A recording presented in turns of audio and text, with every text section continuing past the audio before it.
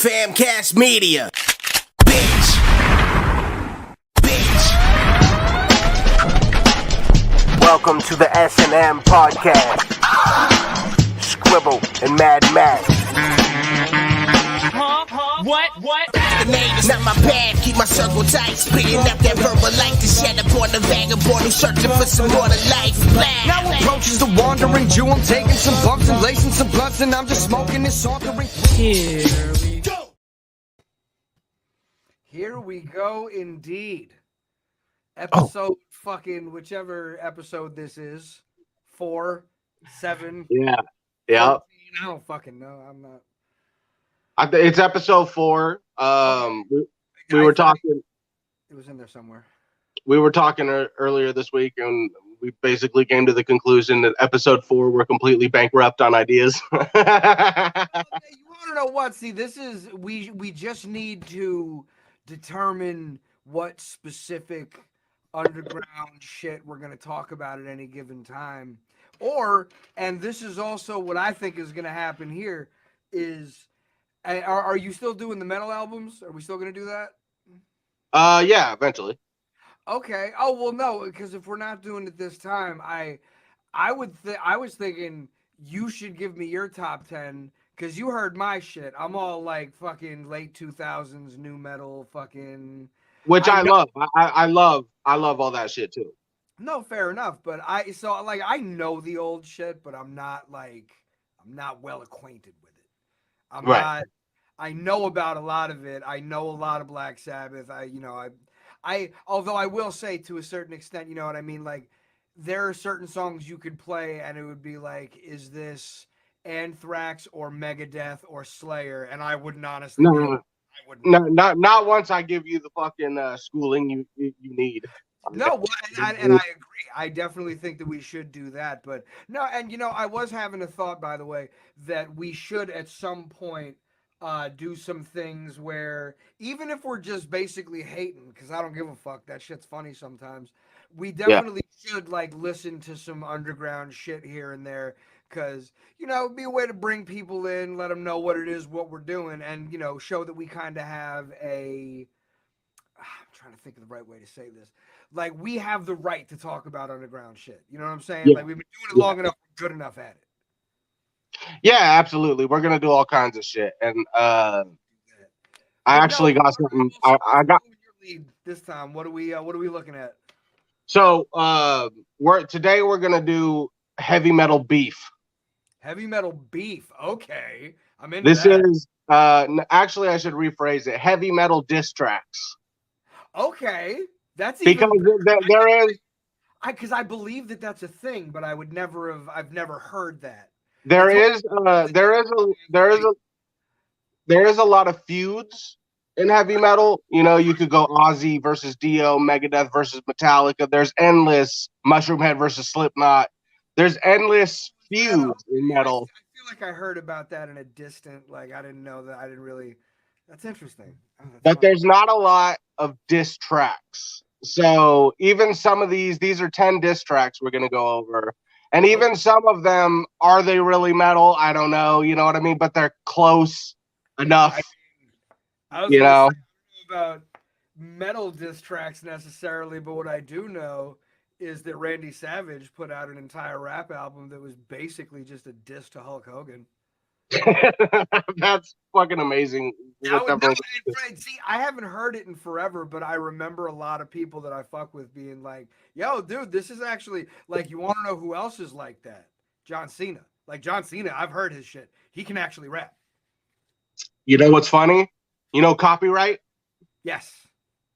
John Cena literally stole Copyright's bars and did them live on WWE and gave no credit. And there are interviews with John Cena talking about how much he loves Cage and Copyright and all those guys, because Copyright is actually from Cage's crew, The Weather. You know what I mean? So that would be an interesting episode to go over. You know what I mean? Do a John Cena episode. That's crazy as shit. I actually did not know that Cena was a swagger jacker. That's unfortunate. So, but we talked about kind of having a structure to the podcast. So let's let episode 4 be the first structured episode, and let's get into what we've been watching / listening to this week. You got anything, any music, any shows, any podcasts? Well, so mostly what I listen to, today I happen to listen to Time Suck because it's Monday, and so that means that those episodes are out. But no, I've honestly been listening to a lot of different, beats in the last week or two, because I'm trying to get back into the writing fucking spirit. I wrote a couple of things. I got some shit from the homie Crossworm, Dirtcore. You know, that's the fucking the home base right now, where fucking that's the home base for the music for Madd Maxxx as a whole. That's underground sound. But no, one way or another, that, and also from, and you may have heard this name before, but Mr. K.A. I've been in touch with him recently. He's apparently Massachusetts local. I didn't know that until recently. And a lot of like the Painted Ronin, that's his. What the Fuck Is Good, I'm pretty sure that one's his. Like a lot of shit from the Painted Ronin are Mr. K.A. beats. And we've been talking about wanting to do some shit, and so been listening to some stuff that that he sent me. But now I mostly just listen to like what's his name, Sam Morrill. I listen to a lot of stand-up comedy. That dude's super funny. But honestly I haven't been listening to a ton of music. Mostly I've been listening to like if not podcasts, lectures and shit. Hey man, that's up for debate too. You know what I mean? And Time Suck is always fun. I enjoy Time Suck, but I really only watch when it's something that I'm already interested in. I tend to listen to all of them just because I've already gotten into the groove. I've been listening every week for fucking years at this point. But if it's not something I'm already interested in, 9 times out of 10, it's something that I could find merit in, like shit that I could, like today was a real weird fucking New York based fucking like psychotherapy cult. It was very interesting. But no, other than that, I've been getting real into history and shit. Like Viking, Celtic, fucking Roman briefly. But you know what I was watching the other day was speaking of history, Netflix has the World War II in color. Oh yeah, documentary. They do. I've seen some of that. Those, man, watching those, first of all, it's so fucking sad. But you also realize how disconnected you were from it when you were learning about it when you were in school, because everything was black and white, and there's something about that makes it seem so long ago. But when you see it in color, and you see all those bodies stacked, and you see all the chaos, it really brings that shit to light, man. So I would suggest that if no one's seen it and you like World War II shit. Dude, the world as it is right now is 1,000% still the product of World War II. Right? Oh yeah, it changed everything forever. The way that the world looks now, the people that are allied, like, you know what third world country implies, right? What? Third world country basically means that you were, if not, well, no, and this is the funny thing. This is why I think it happened this way, is because third world countries were the countries that didn't come to the aid of the Allies in World War II. They were like, we have this, and it's funny because there was a lot of African countries that were basically like, what the fuck does that have to do with us? You're not. Yeah.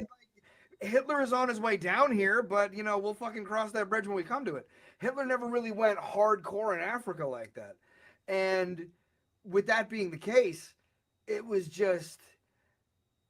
I mean, at the end of the day, it would have been the Germans versus the Japanese eventually. I think a lot of people don't necessarily recognize that, but that was just like they were allies, like enemy of my enemy is my friend type shit. The way that they both felt as human beings was Japan was like, we are the elite human being on Earth, and everybody beneath us can fucking die. And the Germans were like, we are the Aryans and everybody below us can die. And the Germans and the Japanese were just like, oh, wait, so you guys don't like America and fucking Britain and them, right? Good. Okay, so we'll circle back around. Because a lot of people, my mom has been watching this shit just recently. I think it's on Netflix. It's about the Pacific Theater. Like, that was a whole other fucking war. Like, everybody, when you think about World War II, people think about war with the Germans. Yeah. But the war with the Japanese were not fucking playing, bro. Nah, Like, bro. And they got down to the point where the children were fucking ready to kill. 731, my boy. Oh my lord. Like, do you know about Unit 731? Yeah. There you go. Like that Yeah, fucking bro. that is as bad as anything the Nazis did. Yeah. Easily. They just didn't have Hitler's numbers. That's why they didn't look at it like that. And Well, I mean, fucking. it was bad enough that we were willing to drop atomic fucking bombs. People really don't understand how heavy that decision was. Like, we literally had a bomb that we thought to ourselves, we've only tested this in the desert. We haven't tested this on fucking people. We don't know what's going to happen. There's always, you always gotta try it. There's always gotta be a first time. Well, but you want to know what? This is the problem. The reason why they did that is because, and I mean, again, this is a matter of fucking record at a certain point. Like, the fucking Japanese were not, that's samurai, that's Bushido. I would sue death before dishonor as a means of fucking government. Like, they were not ready to fucking stand down at all. But then they saw a plume of fucking smoke go into the air higher than a fucking mountain, and the entire fucking city got blown down. And they were like, yeah, we should probably hang back. But that's the thing. That's why they hit a second city. Because after the first one, they were still kind of, well, so here's the other thing, though. Those ones were bad, but there was also the firebombing of Tokyo, where that shit was so bad where there were people getting boiled alive in lakes and shit, is how much fire. Like, holy shit.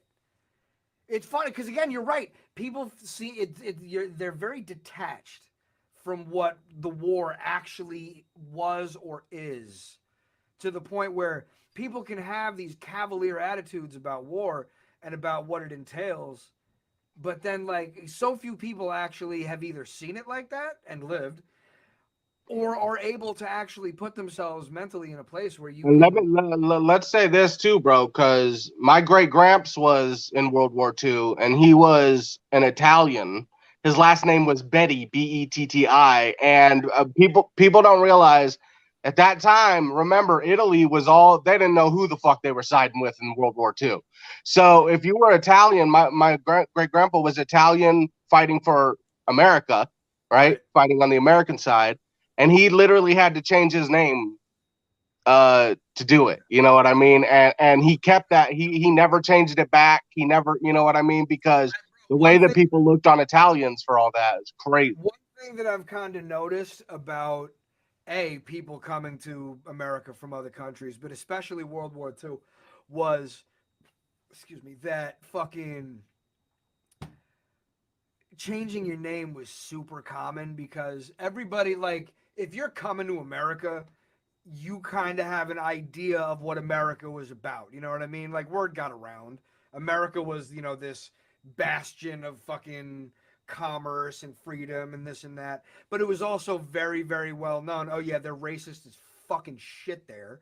So if you're going, either know who you're going to right when you get there, or blend in, because assimilate was the word. Yeah, exactly. No, and you want to know what? It's sad, because I think that we're starting to come around in the world now where people are being more like, they're kind of refining the old ways, the old gods, pagan stuff, like the more of the stuff of the earth, that kind of shit.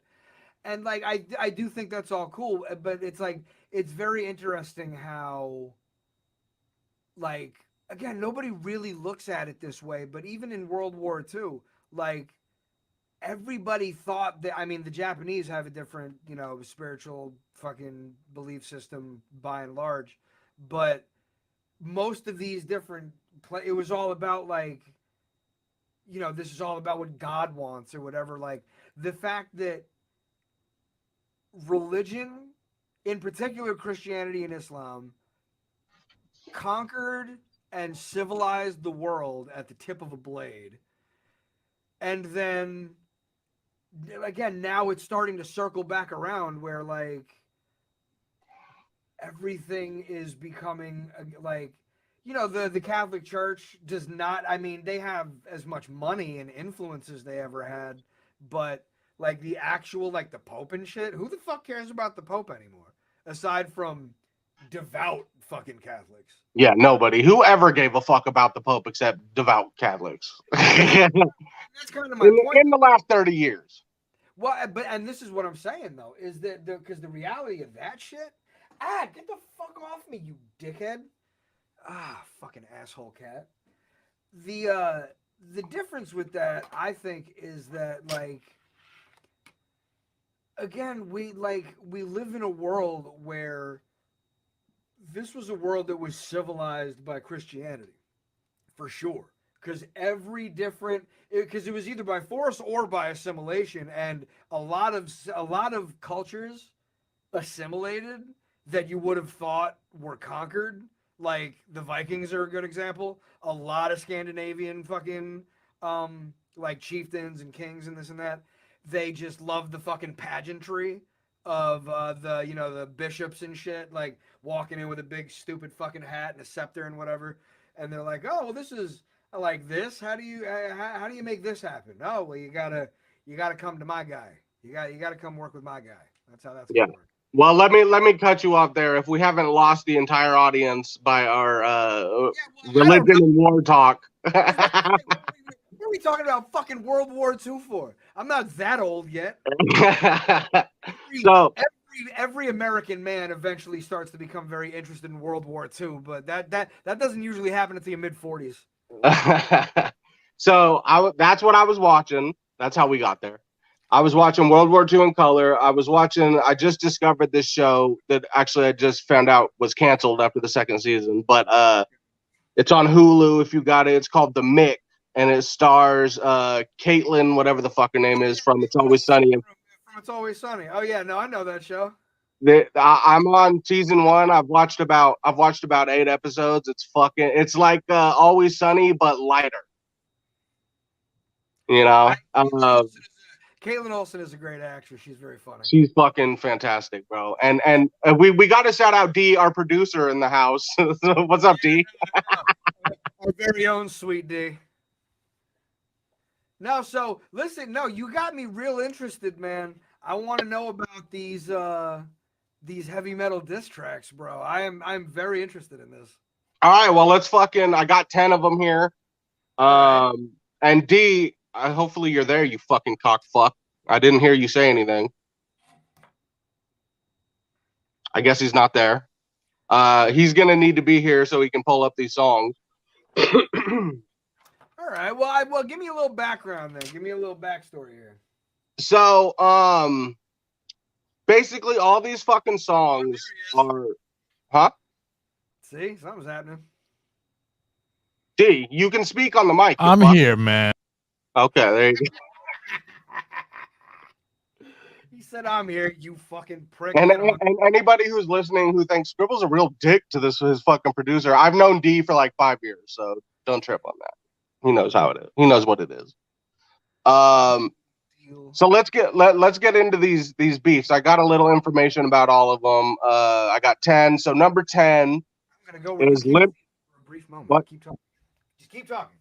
Number 10 is Limp Bizkit Hot Dog, the title track of Chocolate Starfish and the Hot Dog Flavored Water. Shit, okay. So pull that up, D. And the chorus is pretty much a diss track toward Trent Reznor of Nine Inch Nails. Trent Reznor, okay, I believe that. So what happened was what? Very interesting character. Oh yeah, we could do a whole episode on Fred Durst's beef. But Trent Reznor, I was saying, I've heard a lot of like he is kind of an unpleasant gentleman. Oh yeah, I've heard that too. So we're talking about two unpleasant gentlemen here in their primes. So basically, what happened was Fred Durst was a big Nine Inch Nails fan. Everybody. And Nine Inch Nails in 1999 came out with a song called Starfuckers Inc. And in the music video, Trent Reznor and Marilyn Manson are throwing plates of like celebrities they hate, or they're like breaking plates. It's like a plate and it's got the face of a celebrity. I remember that And vaguely. Fred Durst was on one of these plates, and it hurt Fred's feelings. So basically, what Fred did was take Reznor's own lyrics and point them back at him in Hot Dog. That's always clever. So and what's funny is Trent Reznor actually got paid for this. No shit. Yeah, he had to because he was sampling like a bunch of lyrics from Trent Reznor. Oh, that's an interesting move. Who actually won that? Yeah, I mean, bro, it's That's like Eminem dissing Michael Jackson and then Michael Jackson buying his fucking catalog. and it's not like yeah, please keep talking more shit. Keep paying me. And it's not like this was some, like they released the album and then they had to work out some payment. No, like before the album even came out, like that was all set up. So it's pretty weird. So D, play that. Just play the chorus. Very interesting. So those are like three different honestly, Nine Inch Nails songs. I gotta tell you, I kind of think Trent Reznor came out on top of that one. Well, let's keep in mind that Chocolate Starfish is the fastest rock selling album of all time. The fastest, not the most, the fastest. Well, but so fastest to what point? They went platinum in like 2 days. Okay, fair Yeah, enough. I mean, I think the album sold like 10 million. For the time period, that's impressive. It's like a diamond record. A million people went out and bought the fucking album. Well, this is right after Nookie and Break Stuff. You know what I mean? Plus, this album had Rollin'. Oh yeah, no, it's funny. I love that. I've seen some pictures of a recent performance, and I appreciate that fucking Dad vibes. No, Wes Borland is as weird as he ever was. He's still doing real weird shit, and I love it. He was the first guy I seen with scleral cup, full black eye fucking contacts. Yeah. First guy I've ever seen with that shit. And I was like, that's fucking crazy. I need to do that at some point, and I still haven't. But no, like fucking Limp Bizkit was definitely. I remember hearing whispers about how like Method Man just got paid a bunch and he wasn't really into it, but he just kind of did it for the bump. You know what I mean? Like, well, there's a story. DJ Premier has a YouTube channel and he breaks down every song he ever produced, and he broke down In Together Now. And basically the story is that Premier was the one who was like Method was already on the song before Premier even made the beat. So DJ Lethal originally made the beat. That's pretty much a DJ Lethal beat, but Premier took it and did his Premier shit on it. You know what I mean? Like added little things. And basically his story was Premier wasn't fucking with him.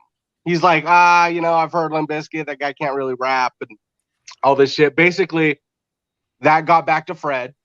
yeah. Fred was like, oh man, let me just have a meeting face to face with him. And that's all it took, because Fred Durst is a fucking hustler. Like legendary, talked his way into everything. You know what I mean? Just like that kind of dude. And after hanging out with him, he discovered Fred was like a real hip hop head and had these super ultra rare DJ Premier tapes from like the early 90s that nobody had. Like he was naming songs on them, and he's like, all right, I'm gonna do the song with this motherfucker. All right. Well, now, and you want to know what? Especially for the fact that song became what it was. I mean, that was at the fucking height of Fred Durst fame. Like, that was definitely. It's so funny. I saw a video of, I think it was Nelly performing the other day, and it was like, I'm trying to think of a venue size. Like, it wasn't quite the Palladium, but it was like maybe a little bit smaller than that.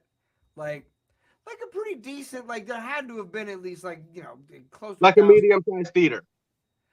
Yeah, basically. Well, because I'm trying to, I don't want to sell the guy short, but it was just like, it is interesting seeing these guys who, like, they were fucking mega superstars once upon a time. Like, And now playing. they're doing theaters. Exactly. Like, it's crazy how it fucking happens. Like But that. here's the catch with Limp Bizkit, and Right. I'm a hardcore Limp Bizkit fan since I was fucking 10 years old. So is D. Me and D actually have a Limp Bizkit podcast called Chocolate Starcast. We stopped doing it pretty much, Okay. but we did like 14, 15 episodes, and I fucking love Limp Bizkit, dude. And here's the thing: yes, they lost relevancy in the United States. They've been playing stadiums all over the world for 20 years. Oh, no shit. Fuck yeah, No man. shit. You go to Russia, you're gonna see Limp Bizkit in the fucking stadium. Packed. Fuck yeah, dude. I definitely think. Go ahead. Like, yeah, fucking like Irving Plaza. I think he's. You're right there. That is. Okay, so let's go to the next one. The next one is a band I'm not that familiar with, so I'm pretty sure you're not probably familiar with them, but it's a band called Downset. Have you ever heard of them? Don't think so. So Downset, they're kind of like a hardcore band. They got a very Rage Against the Machine style before Rage. Right. And the song is called Anger, so D, pull that up. Downset, Anger. And this is basically a Rage Against the Machine diss track. Okay. Yeah, so I'll read what I got here. He had some bars, you know. Oh no, dude, Zach is a fucking MC, bro. Like he fucking spit, bro.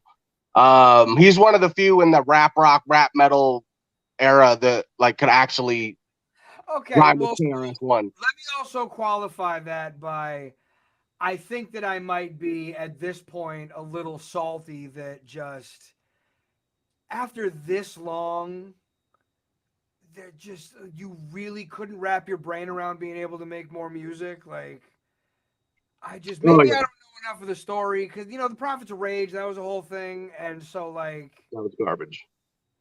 Well, and so that's kind of my thing is that just like what is the I understand that it's supposed to be against that shit, but I mean, if your morals really are that, well, there's another diss track on this list against Rage Against the Machine from some reputable motherfuckers. I mean, most people's problems with them is that they're fucking hypocritical to the like next level. You know what I mean? And fair enough. But this track, basically, these dudes are from the hood in LA. They were out before Rage, and this is a quote I got from the singer who wrote the song. He said, "What we have," I guess they changed the lyrics on the re-release years later, and he's addressing that in the first part. But basically, this is what he says: "What we have changed are the lyrics that aimed at a certain person and band that meant something to a whole generation of people. Before the fake accent he put on that you could get only if you grew up in the hood, which he is far from being from. I could say so much more, but one thing is for sure: me and the others in this band are from a true history of hip hop. I know for sure no matter what, we will live in the shadow of this band. We will be compared to this band over and over again. So I lay this to rest knowing how long I have been doing this. My sincere identity in the graffiti art hip hop true school world, knowing that I am actually from LA and not from Irvine like Rage Against the Machine." So play it, D. That's what I was waiting for. I thought that was like the. Damn, that was starting to get good. Yeah, D. What the fuck? Play a little more. That's the diss toward Zach too. You skipped. This definitely would have been some shit to see live. I'll tell you that.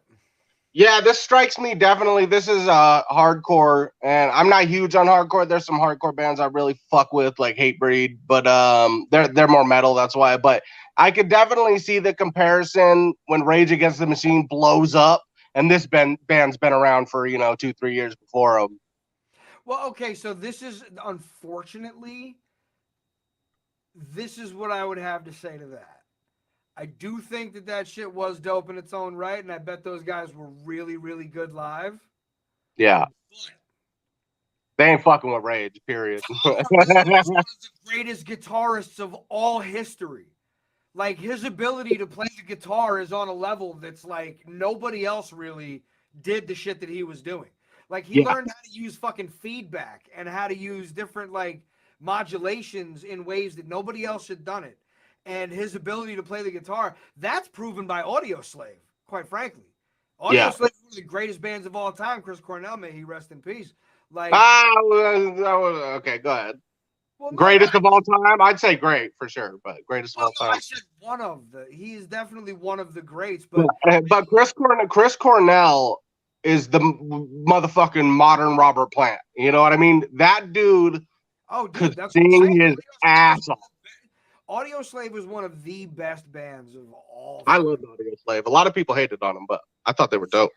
Their shit was always dope. All right, so I'd say Rage won that battle. The song was all right. You know, when he started rapping, I cringed a little bit. You know what I mean? But that's no disrespect. It is what it is. It's a different era. It's a different style. You know. Did Rage even fucking did he even respond? No. Yeah, exactly. So fucking No. Rage fans all day. All right, so number 8 on metal diss tracks is a Megadeth song, and it's called "Something That I'm Not." So pull that up, D, get it ready. And Megadeth, my all-time favorite, all-time band ever. Basically, the singer, guitar player, the main motherfucker in Megadeth is a dude named Dave Mustaine. And Dave Mustaine was an original member of Metallica before they blew up. Basically, Metallica, he was a huge, part of that band, creating their sound, creating thrash metal, period. And he had some issues, you know what I mean? Like, he was from a super fucked up childhood. He was a hardcore drug addict already by 17. So they kicked his ass out of the band. He went on to form a rival band. The whole reason Megadeth was formed was to be like, fuck Metallica. And now they're the 2 biggest metal bands ever. I knew that. That's great. And so this is a song, actually, Megadeth are on this list twice. But this song is from 2004, actually. It was created to spite another band. Yeah, and ended up selling 50. Dude, how many people, there was an original famous again. There was an original drummer in the Beatles named Pete Best, and that motherfucker, no one knows about that motherfucker. He didn't go on to form a fucking band, and so it's really hard, especially when you're kicked out of what will be the biggest metal band of all time, and they steal your music. He's also a drummer. It's hard to center a band around a drummer. Yeah, but you can do it. If Dave Mustaine cracked out, heroined out, fucking Dave Mustaine could do it. Dave Mustaine was the drummer. Huh? Dave Mustaine was the drummer. No, Dave Mustaine was the guitar player. That's my point. That's what I'm saying. It's easier to build an entire band around a really good guitarist. Yeah, but I'm sure Pete Best fucking made a living off of being the Beatle that never was in the Beatles. I'm familiar with the Beatles pretty well, and I've never heard that name before, so I have to wonder. Yeah, okay, so maybe not. I think just proving my point of how hard it is to go on to form a successful band and sell 50 million albums, especially in a genre that is thrash metal. It's not hair metal. It's not Poison or Dokken or fucking Motley Crue. It's thrash metal. So this song, I would say I prefer thrash of the older metals. I prefer thrash to hair. Yeah. I'm not even a big. I like one hair metal band. It's thrash metal. Thrash metal. So this song now. The Megadeth Metallica beef went on for years and years. It's still going on, Even though they're all cool, they've all played together. They did the Big Four, they're the Big Four of metal: Megadeth, Metallica, Slayer, and Anthrax. They've toured together. They hung out, backstage plenty of times. But there's always that animosity still in Dave Mustaine, where he's like, "Fuck you guys, you stole my dream," How is that even true? Because you want to know what? I guess I don't know, because I guess there is only one Metallica. You know what I mean? Here it stems from them stealing his music. They wouldn't be shit without his music. Well, I mean, their first. That's okay, but here's the problem with that. Stole their music in the beginning, maybe that they were like. Maybe some riffs were stolen. I'm not even saying that didn't happen. And No, full songs were stolen. I'm sure that there was a certain amount of like taking on the style, but it was also, I think, a matter of metal was going in that direction. You know, at that time. But what you have to understand is metal was not going in that direction until Dave Mustaine joined Metallica. Dave Mustaine created with Metallica the entire genre of thrash metal. So this is my problem with this argument, because I do get what you're saying. Yeah. But let's just say, hypothetically speaking, you are doing a thing, and then somebody shows up and does the thing that you do, but does it better than you. Or maybe not necessarily does it better than you, but does it in a way that you hadn't done it before, that is in some way better. You like it better than what you were doing. At a certain point, especially if you're working with this person at first, you're going to want to take that on in a sense of like, you don't want to copy them necessarily, but it's like, again, if you liken it to a skill, like fucking like swimming, martial arts, fucking rock climbing, whatever. If you see somebody doing something that works and you see somebody doing something that is good, then you're probably going to emulate it in some way. You'll find a way to make but also there's a clear difference between emulating and stealing. Well, but so that's what I'm saying though, is that to what extent did Metallica have, like, how many songs basically? To the extent, basically their whole first record, Kill 'Em All. The whole reason they got signed in the first place was because of these songs when Dave was in the band. And now the first album I understand, because you're a band, you're a brand new band. Dave comes in, he brings 6 songs, right? Okay. Well, now it's time to record because we just got a record deal. Well, they kicked Dave out when they got the record deal, and they took his music. They didn't change anything. They changed the 4 Horsemen, but that was entirely his song, but they only changed it in speed. So they slowed it down instead of it being a speed metal song. You know, it's just a mid-tempo song. Hold on. They continued. First album, I'll give you a pass because you have to record. You got this deal. What, are we going to write more songs? No, we got to use these songs, right?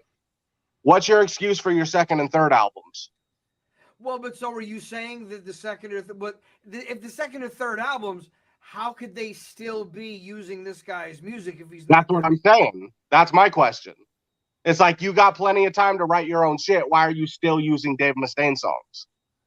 Well, but so is that actually what was happening? If you said he came in with 6 songs, so it's like, did Metallica didn't write anything of their own? Like James Metallica got Seek and Destroy and the opening song. Well, Hit the Lights. Let me tell you something. I just, in a matter of being very broad, like keeping the being objective about like metal because I was into metal, I guess, like I liked it, but I wasn't like super into it like a lot of other people. If Metallica wrote Enter Sandman, then everything from there forward, that's where they became a legendary rock band. Well, that comes down to your knowledge of metal. Listen, what I'm saying is this: to an actual metalhead, to somebody who has like minutes in this shit, they hate that album. No, I get that, but this is what I'm saying is that there is a difference between, because Metallica is just at this point a famous rock and roll band. Whether or not you want to separate them into metal or not, that's fully up to interpretation. I would say probably what they make now, like Saint Anger. I thought the Saint Anger video and I thought that song was good personally, but everybody that I've ever talked to says that they hate it. So that's fine. Yeah. My deal is that I look at it where if they literally, Dave Mustaine made a whole other band that sold millions of records, then I think that speaks for itself. Because again, I'm not saying it doesn't, because the greatest thing that ever happened to Dave Mustaine was getting kicked out of Metallica and giving us Megadeth. It sounds like it. Shit. You know, and now they got fucking, you know, classic out. We got classics from Metallica and Megadeth. But what I would say is, I think that it lends credence to the rock star mythology kind of shit, and it makes it more like. Well, it's a fucking underdog story. That's what Dave Mustaine is. You know what I mean? And that's what people love about him, not just his music. You know, it's this, you know, I mean, it's a whole fucking thing, bro. So there's a whole history of this beef. Let's get to the song. D's calling Megadeth low class metal next to Metallica. Goddamn right it is. Fuck high class, upper class. What the fuck are you, motherfucker? You know what? And this is actually that's funny, because this is what I was gonna say. Was that I think that Metallica is definitely like Metallica's soccer mom metal at this point. Yeah.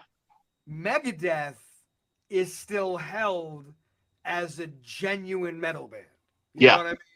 Like Metallica had to go and make music with a symphony, and James Hetfield's been on fucking American Dad, and you know what I mean? They're a pop culture. They're like a Green Day. Green Day's not punk anymore. You know what I'm saying? Yeah. That's the idea, basically. Exactly. So to wrap this up, because I mean, if we want to do a Metallica Megadeth episode, that's going to be like a 3-hour long episode. But to wrap this up, I guess that's a whole other episode, because we haven't even played the song. We've already done 20 minutes on these guys. So this song came out in 2004. In 2003, Metallica released that documentary, Some Kind of Monster. Okay. And that was when they were, you know, James was about to leave the band. Jason Newsted quit the band, or they kicked him out. All this chaos is going on. Now, with all this history of Dave Mustaine and Metallica, even, you know, playing shows together, there's still all this beef, right? Lars calls Dave and says, "Hey, I want you to come down, and I want us to have a conversation about what really happened, and, you know, so we can lay all this to rest." Well, Dave gets there. It's the day after 9/11, and there's cameras all over the place. Lars didn't tell Dave that they were filming anything, that they were doing a documentary, and he basically said, "No, you can't use like the video." You know what I mean? Like, and they put the video in the documentary of Dave crying about it and all this shit. So this song was written in response to that, to Lars Ulrich. All right. Yeah. Wow. All right, Max, thoughts? Is he also singing? Is that somebody else? That's Dave. I don't know. The Megadeth has a lot better music than that, I think. And I get it. I get that it's one of those situations where, like, this is definitely a middle of the album track. Yeah, no, for sure. It's like, because I think that most people listening to it wouldn't really know unless they were like, I feel like you would have to be following something like that pretty closely to. Well, yeah, and that's the point. That's a point with a lot of these metal diss tracks. They're not hip hop style where they're like, "Fuck you, bitch." You know what I mean? And they're calling people out by names. It's very subtle. It could be about anybody, you know? But so this is what I'll say, though, is thus far, I don't know that I have heard the song that would be considered, like, Chocolate Starfish is definitely not the best song on that album. You know what I mean? There are much better songs on that album. And so, like, I feel like with rap, it's a little bit different because it is more direct, and you're able to be more, like, straight at them with it. Like, with rock, you got to be all, like rock. You got to be all, like, sideways with it, and you can't be, like, specific. And well, we'll get to some. We'll get to some, because you don't want people to think that they got you pissed off or whatever. You know what I mean? Like, I think it's the different in cultures. You know what I mean? It's because these dudes are, you know, when rappers have beef and they see each other, it's fighting on sight. Metal bands are touring all the time. Everyone knows everybody because they all have roadies who work for these other bands. You know what I mean? So everyone is it's kind of a close-knit community. You know, so it's not where, you know, but the Megadeth song that's number 2 on this list is straight up what you're talking about. It's hip hop style, calling motherfuckers out, you know. Well, so I would hope that that's, you know, like, again, I guess my point is just I don't feel like a lot of those songs end up being their better songs. That's, I guess, No, they're not. Most of these songs are middle of the album deep cuts, you know. But it's hard, you know. It's an interesting topic, but it's hard to find great shit. You know? I can definitely believe that that's true. Well, so what do we got next? What's the next one? All right, so I mentioned this earlier. 9 Inch Nails, Starfuckers Inc. And so that's interesting. You said that him and Marilyn Manson were in that, because I thought that him and Marilyn Manson were ended up on the outs. Like, well, this is a diss track to Marilyn Manson. Okay. But the thing is, their beef was so petty and short that by the time the video was ready to be made, Marilyn Manson directed the shit and is in it. That's ridiculous. So I got a quote here.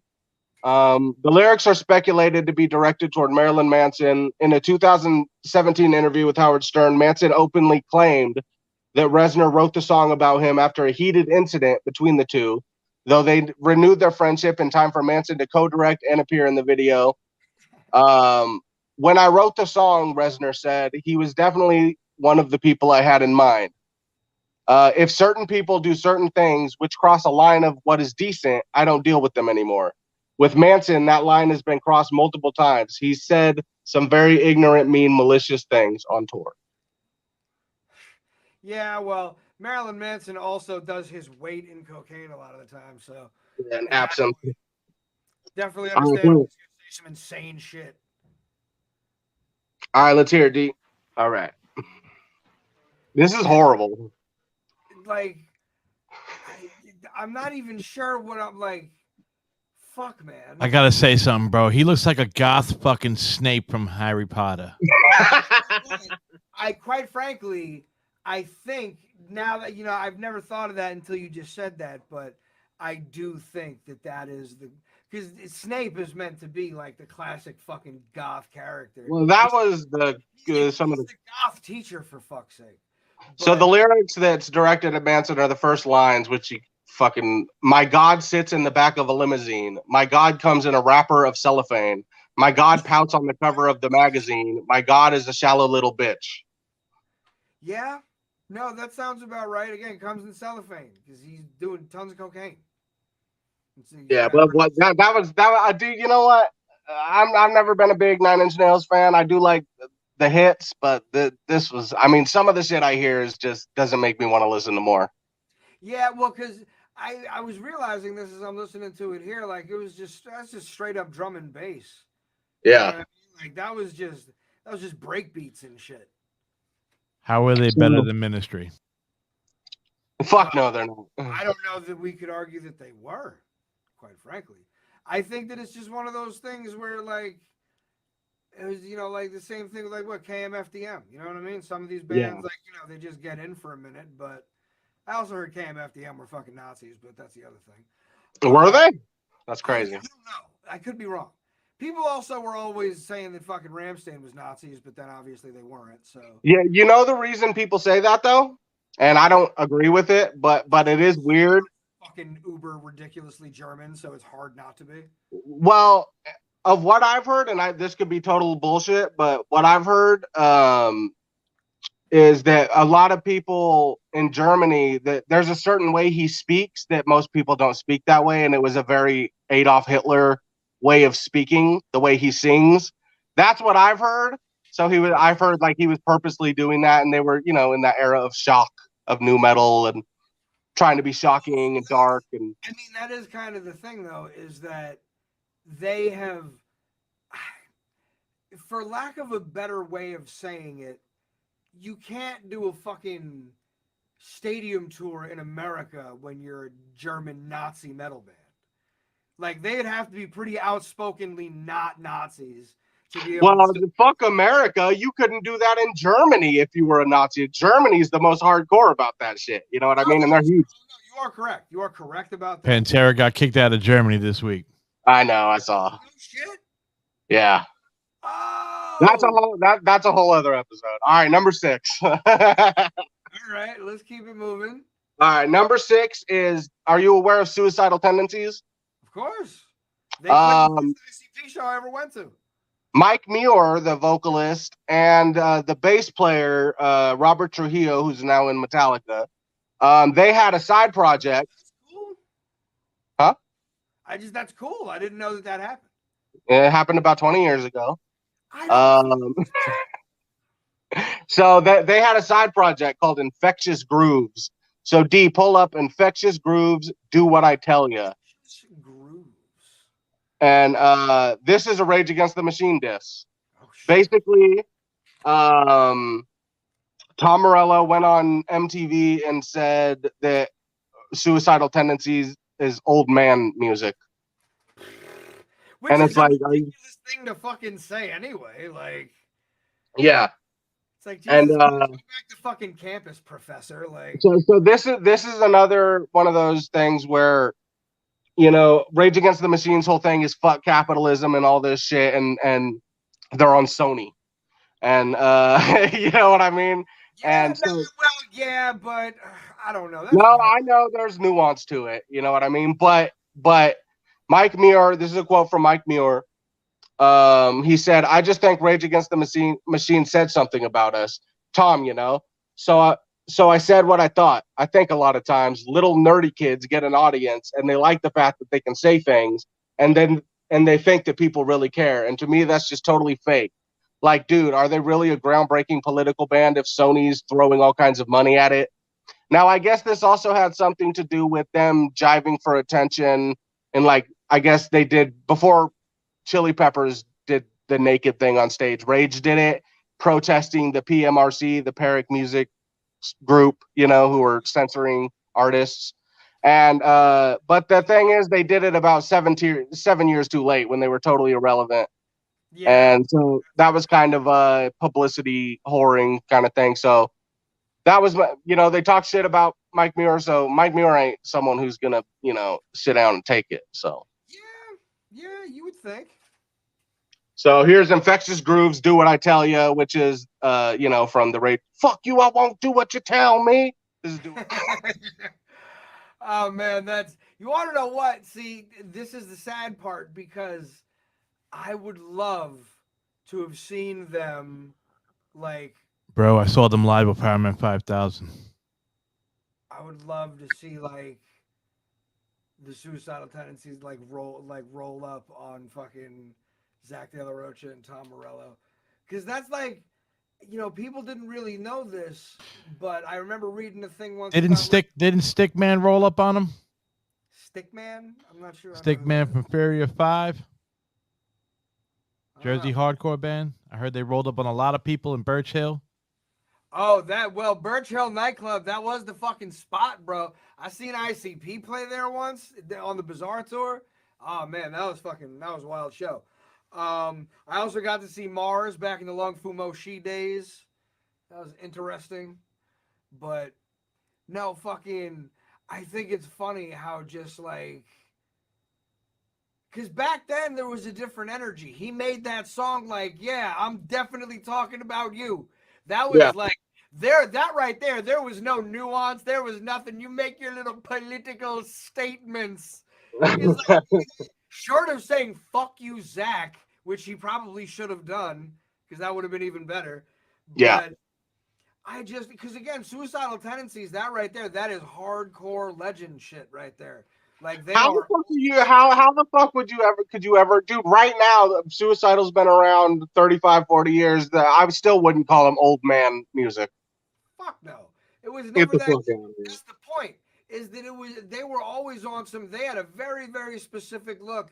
As far as I'm concerned, in a certain way, they were, because they're from LA, right? They're from the West Coast. Could never get a Pepsi the same again. They were definitely early proponents of Cholo culture and Cholo fucking fashion. Yeah. Like, they were some of the early cats to do that shit. And they're you know, Rage is groundbreaking. But also Suicidal is groundbreaking in bringing hardcore and punk and metal all into one fucking salad. So the sad part about it, I hate to say, is that the real legends are the ones that you kind of have to go digging in the crates for, because like Rage is some shit. Again, they got pushed by Sony. Sleep Now in the Fire was like a really big thing, you know, like the fucking whichever Wake Up I think was on in the Matrix, you know what I mean? Like they are a pop culture like rock, a famous rock and roll band. It's not about what they were to start. Every once in a while, if you get famous enough, that's basically what it comes down to. Right. It doesn't matter that, you know, you are perceived as fake by the metal community, because the metal community is this big and the world is this big. Exactly. I think that that's the way it goes with a lot of shit, where the most of the people screaming sell out are just mad that they can't sell out. So we got 20 more minutes. Let's roll. We still got 5 of these. Let's roll through these. All right, now let's rock with it. All right, number 5. I was really digging for shit here. I wouldn't even know if you would call this a metal band, but Evanescence, Call Me When You're Sober. So bring that up, dude. And this is as one of the last songs recorded for the album The Open Door. Call Me When You're Sober was predominantly inspired by Amy Lee's ex-boyfriend, Seether frontman Sean Morgan, in an MTV. This actually.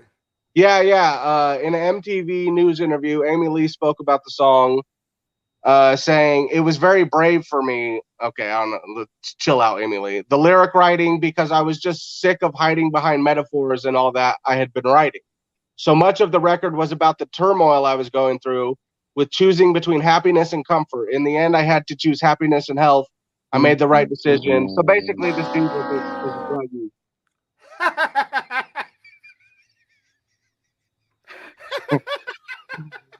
And that's why we have a producer. That was fucking glorious. All right, so this is about her, the Seether dude, being a drug addict. Let's go.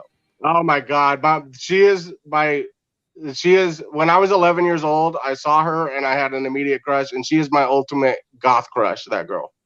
You want to know? See, that's what I was saying. Like everything I've known about Evanescence is that like it's been weird rock and roll goth drama, but again, god damn it, she can sing. Like, oh my God, dude, it's ridiculous. Fucking I got a blood on over here, bro. You guys are fucking producers and rappers, and you record your own shit. Tell me, how many fucking vocal tracks was that fucking harmony in the beginning, bro? Jesus. Yeah, at least fucking, oh Christ, 3, 4, 5. You know what though? She wrote the goddamn song, and she can actually sing, so I'll give her all that credit in the world. Well, but so that was written about. See, I can't remember what Seether's song was, because Seether had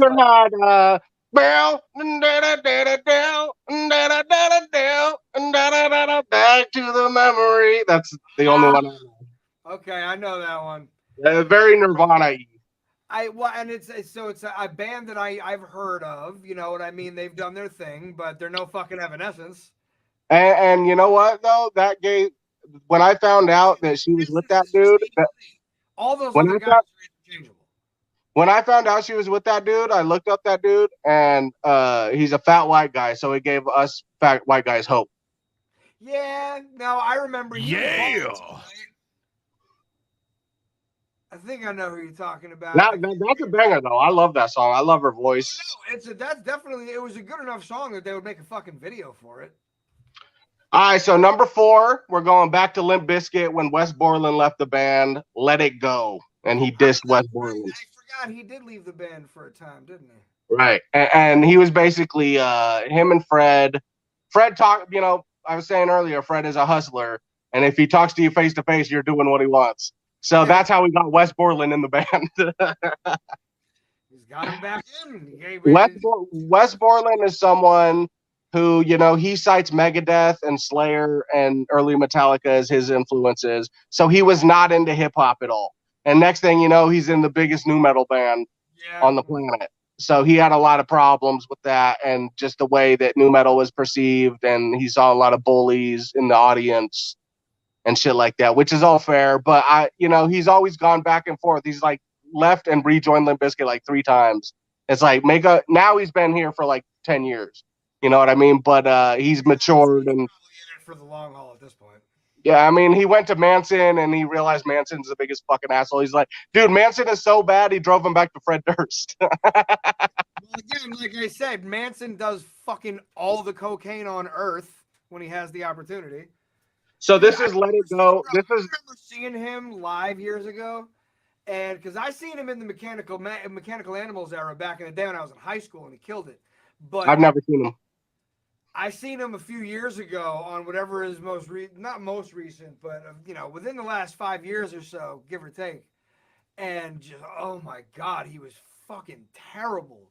Like, oh yeah, he's been terrible for a long time. The band fucking did the job, but like, ugh, I don't know what the fuck happened there. Anyway. So this song, Let It Go, this is actually this was released as a single, but only, there was no video or anything. And then when the album came out, it wasn't even on that. It was on the Japanese bonus edition as a bonus track. So maybe Fred felt, differently once the album came out and didn't want to put it on forever. So this is a Wes Borland diss when he went to form his own band, Big Dumb Face, which is fucking horrible. All right, go ahead, play it. Damn, I fucking love that song. That's what I was about to say, bro. That's the first song that we've played on this whole list where I was like, damn, that's a fucking banger. Yo, fuck Wes Borland. I can see why he didn't want to get rid of that song. Because he was like, this is a good track. I don't want to fucking get rid of this as long as we'll put it out in Japan. See how they feel about it.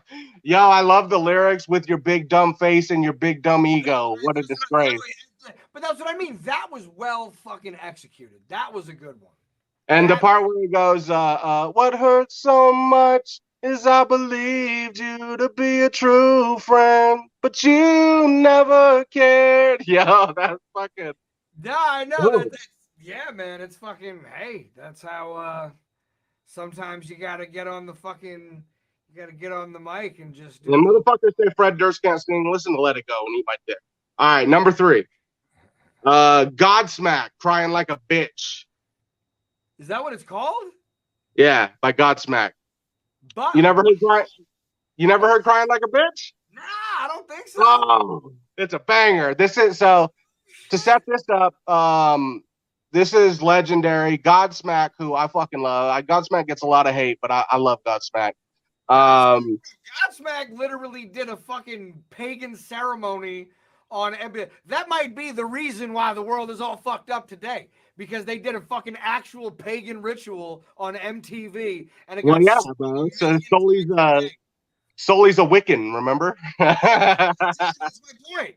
They did a pagan ritual on fucking television. I'm not the one so far away when I feel the thunder enter my vein. Yeah, I fucking love Godsmack. No, the fact that we still know that shit. I haven't heard that. Wait, pause it, D. D, pause it. So this song is about Motley Crue. Oh. And basically, Motley Crue took out Godsmack on Crue Fest, and Sully was like, I have never seen this amount of ego anywhere I've ever fucking been. So this is about touring with Motley Crue. All right, play it. Oh man, early UFC. Good. Yeah, 2009. Oh man. So strut on by like a king, telling everybody they know nothing. Long lived what you thought you were. Time ain't on your side anymore. There's some other dope shit in here. Because listen, that first line, strut on by like a king, acting like everybody else like they know nothing. I mean, that right there is talking about probably a fucking ton of people at those levels of the industry walking by like, don't you know who I am? Like, yeah, I'm Nikki Sixx. Fuck you. I'm Godsmack, bitch. Well, especially not because that was a good song and that was a good video. That's what I'm saying. It's better when they fucking do it well. When they're flat out about it. Yeah. Like, I just got to say this. I don't care if the song is good or not. I'm tougher than nails. I can promise you that. Step out of line, you get bitch slapped back, and you can run your little mouth all day, but the hand of God just smacked you back into yesterday. Well, but so that's the thing. I fully would believe that Sully would slap anybody in Motley Crue. Yo, Sully's tiny. Did you know that Sully's like 5'4"? No, I didn't know that. But if he's shredded like that, then Oh yeah, he's and bro, probably. he's from Boston, bro. He's from Boston. You know he's gotten. I actually did not know that, but his name is Sully, so I guess I should have known that. Well, all the world Sullys are from Boston. Exactly. All right. Now we're down to 2. Number 2, Megadeth, Liar. Right. Now This isn't a Metallica diss track. This is a diss track to Chris Poland, the original lead guitar player for Megadeth. Although they all had drug problems, right? But there's always that one guy who goes too far with the shit, and that was Chris Poland. They would be on tour, and they would be like, "Where's my half stack? Where's my amps? Where's my guitar?" Chris Poland went to the pawn shop and pawned it all for heroin money. Wow. So this is about Chris Poland. That's fantastic. And then they have to go and buy it back. Yeah, they got to go buy it back, and this is happening fucking every other day, and they're already broke as fuck because they all have their own fucking addictions.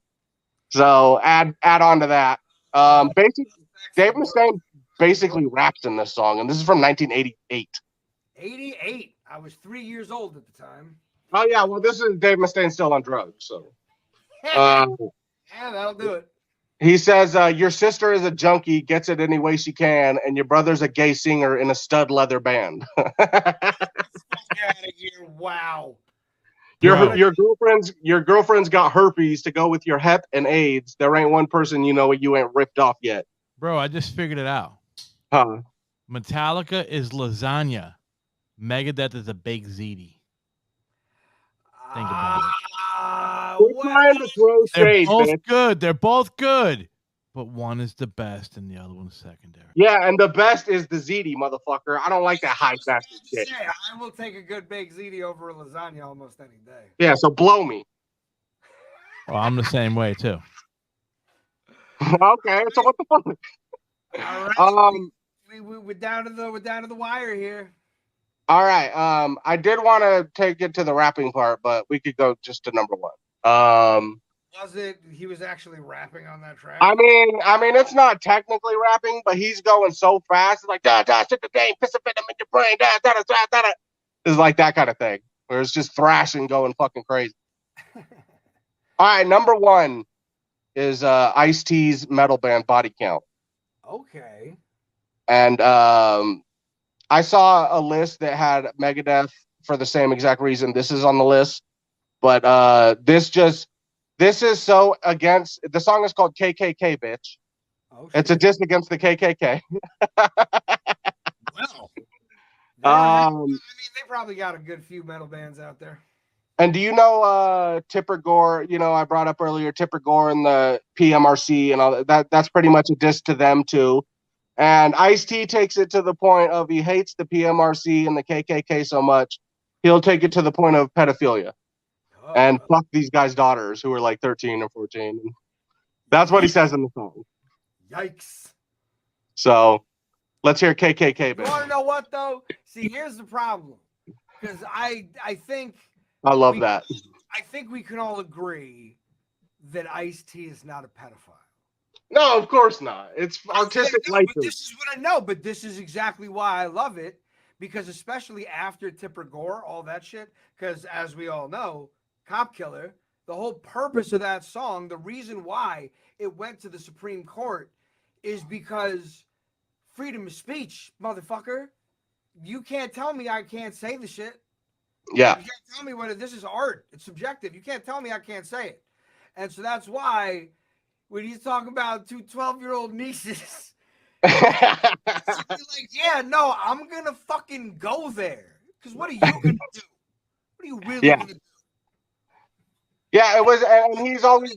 The Ice-T is fucking definitely like the king of that sentiment. And that song is so fucking catchy and fun, and it's just ridiculous. And you could have chosen... Body Count was always just a dope band. That's why they could bring out an album like a couple of years. That shit, Talk Shit, Get Shot, that song fucking bangs, bro.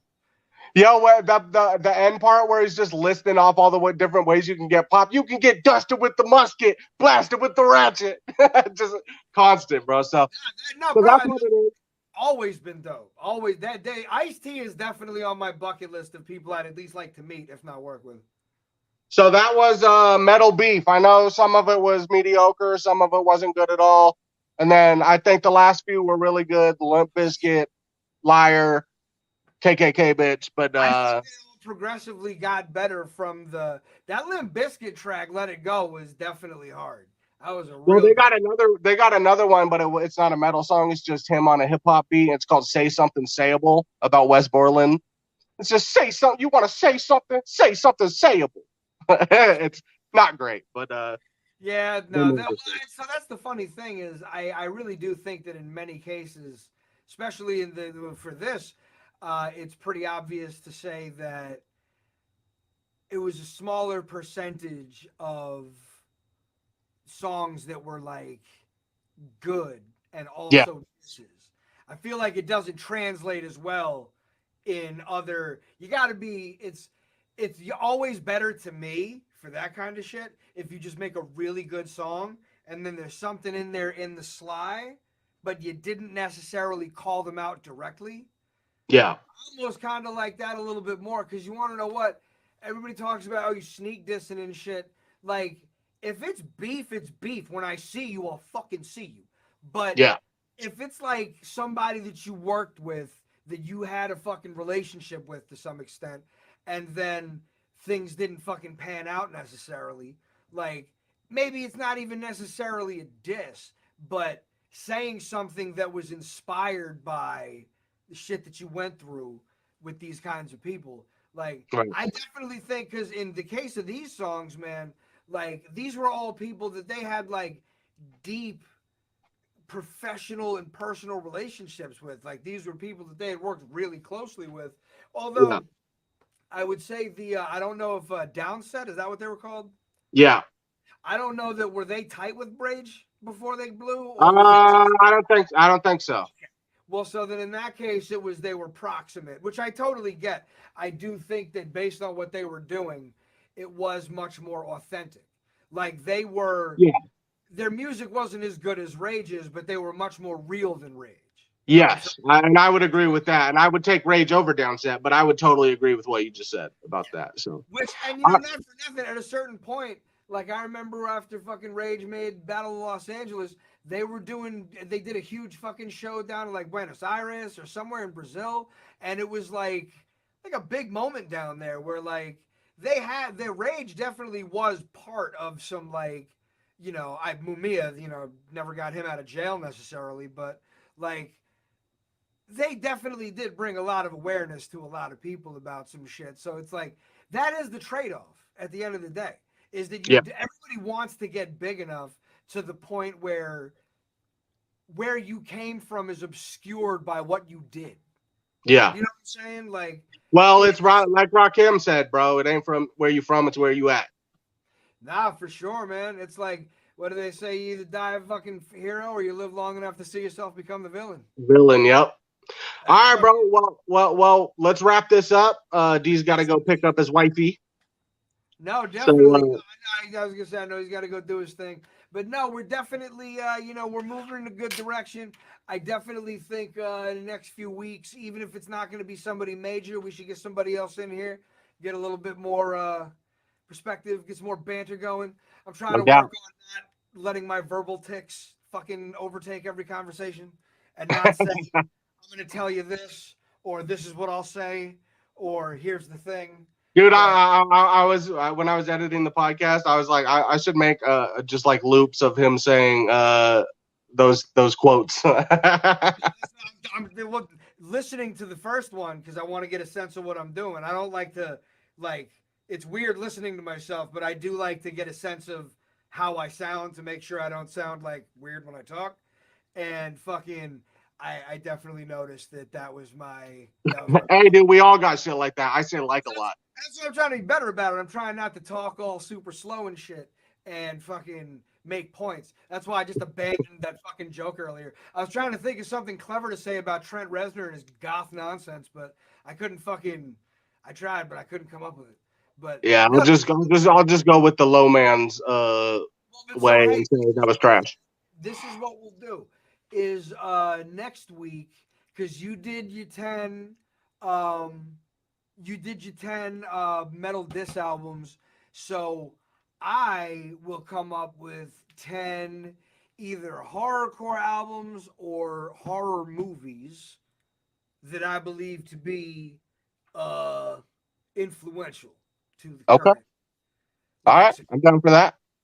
It seems like something that I would have at least a little bit of knowledge of. And as far as horrorcore music is concerned, this will give me a chance to definitely go digging in the crates for some shit, like, because that right there, as far as horrorcore goes, and you want to know what, it would be tricky just because there's so many different from way back in the day that you have to add them to the conversation because of what they were doing, regardless of whether or not they were like really popular. Especially in horrorcore, nobody ever got that popular outside of like ICP and Esham for a period and a few of these other guys. It hasn't really, horrorcore hasn't really made it happen for a lot of people. Right. But there is a lot of shit that has definitely, from let's say, yeah, the late to early the late 80s or early 90s, depending on how you want to look at it. And then within this section of the underground, because that's to me where I think a lot of the shit is, like, horrorcore to me, like essential horrorcore is shit like LU Cypher or Q Strange or fucking Simkin Heights or Half Breed, that's ROC when he went by SOL, and Scraps. Or there was a dude I remember hearing about all the time back in the day, FREEZE. I don't know who that guy was. I'm going to look him up and find that for next week, because I used to hear that name all the fucking time, and I don't know exactly who it is. But no, and because again, if you're talking about like classic horrorcore and shit, there's also like Psycho Jesus, Lucifixer. That was fucking. He just decided he didn't want to rap anymore, which I think is fucking fantastic. Just like have a lot of potential, could definitely make it as a rapper if you wanted to, and just be like, nah. I'd say my horrorcore knowledge is more. I guess the artists that I like that I would consider horrorcore are not directly horrorcore, but they have that darker edge to them. Like someone like Cage, would you call Cage horrorcore? So here's my problem. I think that at this point, horrorcore is much more of like a self-imposed moniker than, because there's nobody out there that's a rapper that like a lot of people know about. Yeah. That is a horrorcore rapper. Nobody has made it on those merits yet. Like Skits Craven, who I don't fucking like, who we do not like, Yeah. is fucking one of the only people who, and he's not even that poppin'. He's not like big like that at all. But, well, his views are very questionable too. All his views. Well, no, true indeed. This is kind of my point, is that he's the only one who's even close to recognizable. I don't even think he is. He's just a name that I've heard here and there. And frankly, I think that he gets by more on the merits of his face and his name than his lyrics. You know what I mean? His lyrics are capable, but they're not fucking dope. It's not like he's spitting, he's not barred up and shit. He's just fucking, he's just able to do it. The point He's the fucking Backstreet Boy of fucking horrorcore. Basically. Like, the point here is that if you look at shit like, you know, the Gravediggers, that was horrorcore. That is technically where the term came from. Now, did they fucking really pioneer the genre? No, definitely not. Right. But they helped to popularize it to a point where people from, you know, again, in Detroit, some people on the West Coast, a couple of people on the East Coast were doing it that way, where it wasn't really horrorcore. It was just like X-Rated is a great example. He was just living a fucking crazy life, and that's what he rapped about. Brother Lynch Hung was living a crazy life, whether or not he's even all there mentally, you know what I mean? Like, he was making crazy ass music back then, and it was just a matter of, they aren't horrorcore rappers, they have made some horrorcore music. To me, I think the idea of horrorcore as a genre is a pretty new idea. in the sense that we were all doing this shit because nobody wants to admit it. I don't give a fuck. I'll be the one to say it because I know it's true and I believe it for myself 1,000%. We were all trying to be ICP cover bands for the first few years. That's a fact. Like a lot of dudes that were doing horrorcore, some of the chicks doing horrorcore, that was how it went down. And I see D obviously has got to go. You're going to have to learn to cut me off because I will just keep going. No, it's all good, bro. I'm down with the horrorcore talk. No, well, and you want to know what? This is why I'm gonna, again, I'm gonna do some research here, and we're gonna be, I'm gonna take you on a little bit of a trip down horrorcore history because again, it's a lot. ICP again, they were the ones who popularized it to the mainstream in a way, but the reality is there is a ton of shit that people, either the people that I've worked with, people that I know of that I haven't worked with personally, but like have been in the proximity of. Like this has been again since the late 80s, man. Horrorcore has been some real ass shit, and it just wasn't always called that. That's my main thing, is that there was a lot of people making what could be considered horrorcore music. It just wasn't their only thing, and that wasn't what they were calling it back then. And they usually blew up on some other shit. They might have started with darker horrorcore themed vibes, but I'll leave you with this. Because again, obviously D's got to go. I don't want to keep him, but I'll leave you with this: Rihanna, one of the most famous fucking females to ever do it, one of the most recognizable women on the planet, fucking billionaire, all this different shit. One of the most popular videos that she ever did was "Bitch Better Have My Money," and she straight up murders the chicken. That's the whole thing. Yeah, Kidnaps the dude and then murders the wife. And then at the end of the video, she's covered in blood and money. Like, oh, that's not. Well, don't you know that's all signs of the Illuminati and that she's connected to the New World Order, bro. Well, I mean, obviously, because. All right, bro. Well, let's leave it there, and I'll see you next Monday, homie. D, thank you for hanging around. Appreciate it. You know what? I actually just thought of this because I know that we're obviously taking our time on doing the project that we had talked about. We're gonna let that happen organically. But if he is still involved / interested, I feel like Chucky Chuck maybe would be a good first guest because I haven't actually gotten a chance to talk to the guy yet. So Okay. I think that would be because again, I know how these groups go. So it's like. If we have a plan to do it and then it doesn't come through quite the way that we want it to, ain't no harm, no foul. Well, let's definitely can get Chucky Chuck on here. Let's talk about all that after the show, and let's let D go pick his wife up, or we're gonna get in trouble from the wife. Oh, all right. Well, but fair enough. I feel like that would be a good first guess just because Cottonmouth Kings was a big part of my come up when I was a kid. So. I'm sorry to hear that. Yeah, that'll be tough. No, I know. It's funny how these things work out. I actually got in trouble in high school for printing out flyers. But all right. Nice. Well, S&M episode 4 in the fucking can. Holler at your boy. See you next week. In the vaults, motherfuckers. Peace out.